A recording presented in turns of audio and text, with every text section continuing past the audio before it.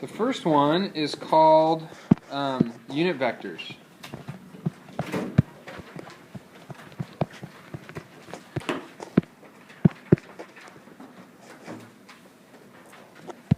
And some of you might have seen this after 15. The first unit vector looks like this. It's always the same thing. It has the components 1, 0.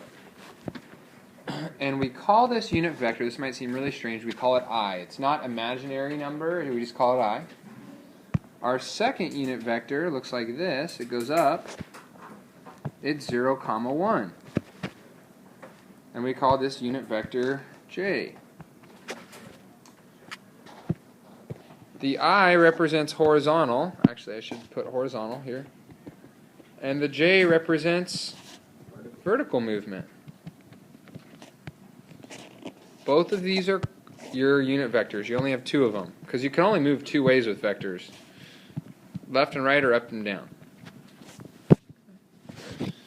Now, what does this have to do with what we've been doing?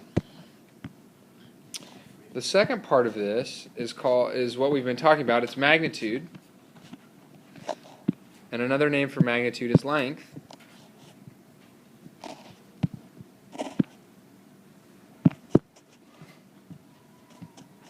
So you can think of them as the same thing.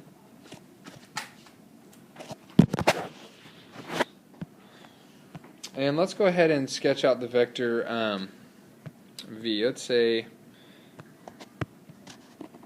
that v has the component form 3, 4.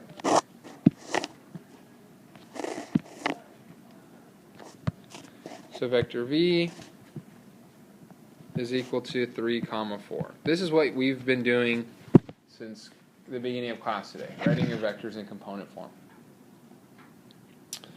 Now here's another way to write it in unit vector form, and it's not that complicated. It looks crazy because there's an I and a J, but it's actually the same thing, and I'm going to have you figure out why. You can also write this as 3i plus 4j.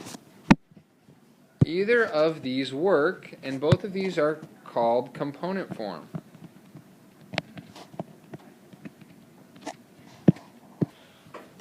That will be 0, 4, right?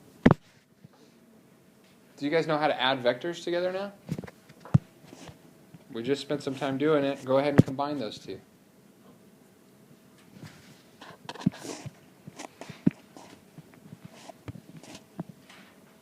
Our resultant vector is 3, 4.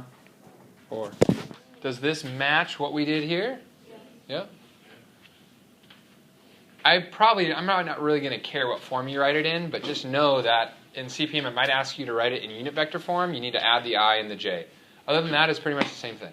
All right? Questions on this? Okay, one more thing about this. Find your magnitude. What's our magnitude here? You can look. You know this triangle. What type of triangle is this? 3, 4, 5, right? So our magnitude is 5. Now, I need to give you this definition because if you ever take a physics class, you're probably going to get this definition. And even though I don't want you to memorize it now, it's good to know what it means.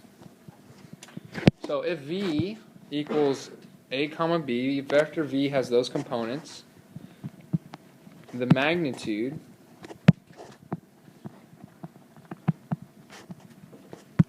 of v written, here's a new way of writing magnitude. You're going to add these kind of like, almost like parallel lines right around it. Here is the formula they'll give you in any physics book or even pre-calculus book. I do not want you to memorize this because for you it's probably not going to serve you well. You know how to find this a different way. Okay, so let's kind of back up. So you're right, v is equal to c, so it's c squared. If we were to write this out, it would be c squared equals a squared plus b squared, right? In this problem, what's my a and my b? So it would be 3 squared plus 4 squared equals c squared. And 3 squared plus 4 squared is what? Actually, I can just stop right there. Let's stop right there. This tells you to take the square root, right? Isn't this the exact same thing as this? Because your A and your B are your two legs, and V just represents your hypotenuse, which might be good to make a note of. This is your hypotenuse, and these are your legs.